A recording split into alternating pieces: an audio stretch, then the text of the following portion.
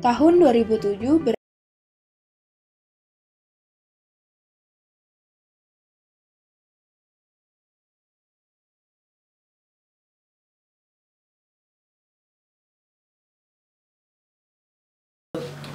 bekerja di rumah ya, di rumah saya punya garasi. Di atas garasi itu kita punya ruangan kecil gitu ya, paling ruangannya sekitar 3 kali 3,5. Terus ngerasa pengen punya privacy, soalnya ternyata kalau kantor di rumah kok rasanya kita nggak pernah pulang ke rumah gitu. Jadi udahlah, kita bikin satu bangunan temporary yang kecil aja sesuai dengan kebutuhan 8 orang tadi gitu ya. Tapi saya nggak punya duit gitu.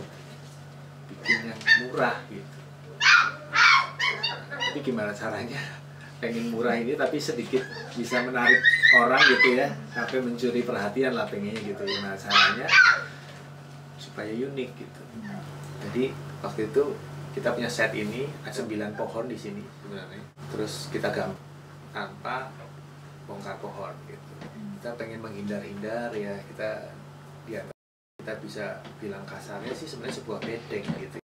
Saya waktu itu konsepnya kita kalaupun ada yang kerja atau yang nggak kerja nggak kelihatan gitu. Jadi bawah sini itu kosong, semuanya kaca semua gitu. Pengennya seolah-olah bangunan ini floating gitu. Tapi masa di atasnya tuh yang malah yang solid gitu. Nah kita kerja tuh di atas. Di atas tuh nggak punya view. Nah ini juga masalah kebiasaan karena saya waktu bekerja sama orang ya, kerja di sini terus saya punya view di sana. Terus sama saya kerja di sini punya tembok gitu ya. Kok saya rasanya lebih produktif kalau yang saya punya tembok. Terus saya bawa ke teman-teman di sini. Nanti bisa dilihat mereka kerja nggak punya view. Udah turun ke bawah, kalau mau ngopi-ngopi, makan-makan di bawah atau ya terima tamu di bawah. Prinsipnya itu aja. Jadi kita bikin grid, ukurannya cuma 3 kali 3. 3 kali 3, kita ulang repeat gitu. Terus ya waktu itu karena fungsinya ini dijadiin ruang meeting, ya ini satu blok sendiri, yang sebelah sana satu blok sendiri. Kita kan ya kalau tropicality kan pengen apa, membawa udara luar masuk dan ini segala macam, makanya yang ini saya tembusin lantai luarnya apa, saya masukin. Belum banyak orang yang berani keluar bangunan putih karena memang kan iklim kita nih debunya kan coklat abu-abu, memang punya resiko besar sekali. Jadi punya bangunan putih itu sebentar juga langsung jadi abu-abu gitu atau krem gitu. Tapi saya waktu itu memberanikan diri karena ya posisi pohonnya di sini cukup kuat ya. Jadi kalau saya pikir-pikir kalau hijau terus tiba-tiba ada putih gitu ya, tiba-tiba orang pasti nengok deh. Terus saya punya bangunan kecil banget di antara bangunan yang gede-gede gitu ya, pasti orang akan bertanya itu apa sih gitu ya gitu. Nah kita coba masukin itu semuanya gitu. Jadi dari sebuah kesederhanaan dengan color yang tidak berusaha untuk tampil tapi malah apa adanya gitu, tapi di posisi yang benar jadi kontras gitu.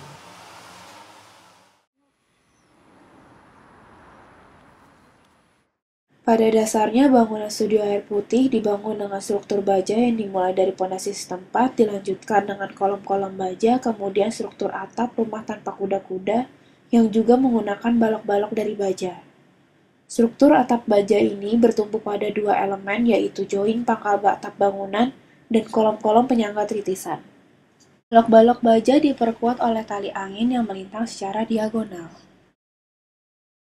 Sebenarnya kalau saya ngeliat ya, ini kan cuma pekerjaan pondasi, terus pekerjaan besi ya. Dan besinya juga gripon, ada yang besi khusus harus dibentuk seperti apa nggak ada. Jadi semua ini adalah material yang ada di lapangan kita beli gitu. Ukurannya berapa, adanya berapa. Yang agak susah menurut saya kerjaan kaca.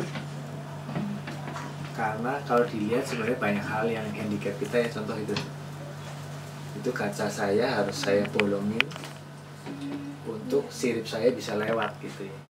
Kita bikin ini kan gampang banget gitu, ternyata nggak gampang gitu. Itu susah banget dan itu waktu itu pernah pecah 2 kali. Jadi kalau kita punya kaca gini, terus kita kalau itu kan kita mau bikin lubang kayak gini kan, kaca tuh nggak bisa dilubangi, begitu diginiin langsung crack semua. Karena kan kita kalau motong kaca juga mungkin cuma digerut doang terus gitu kan patah semua gitu. Nah ini kita waktu itu nggak tahu caranya gimana, pokoknya akhirnya dikerok-kerok sedikit-sedikit sampai jadi nggak rapi gitu. Di sininya tuh kacau. Selain strategi untuk mengatasi kendala pada pertemuan kaca, arsitek juga melakukan strategi dalam pemilihan material atap, yaitu menggunakan genteng Cisangkan.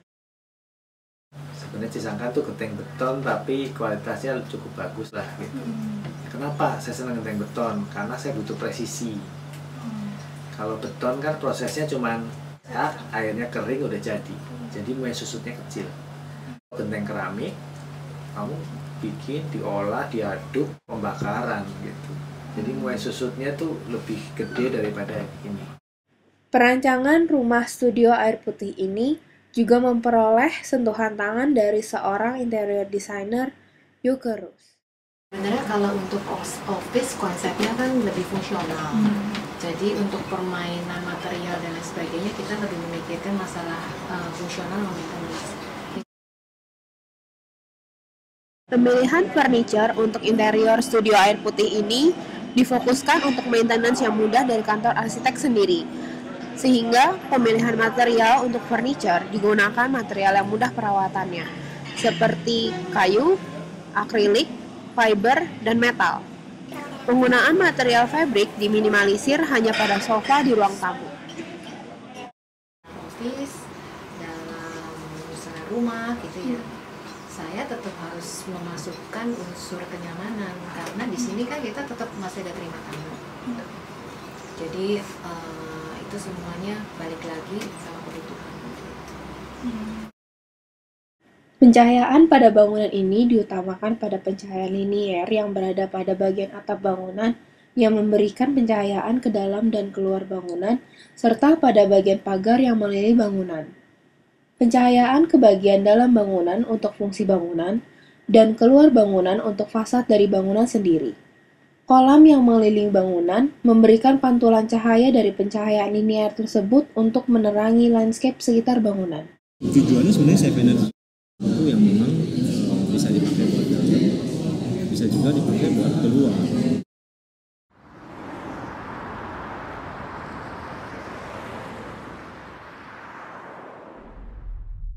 Kita mau bikin make it nice dengan munculin detail-detail dari bangunan modernnya.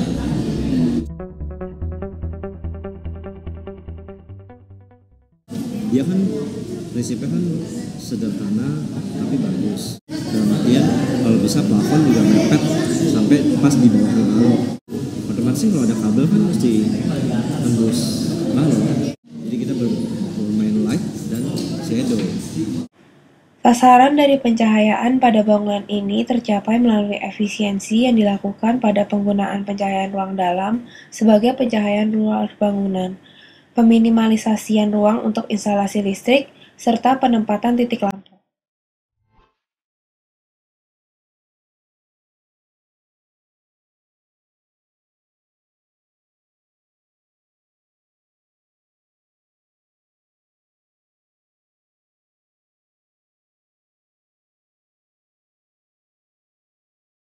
Efek itu cukup berhasil gitu.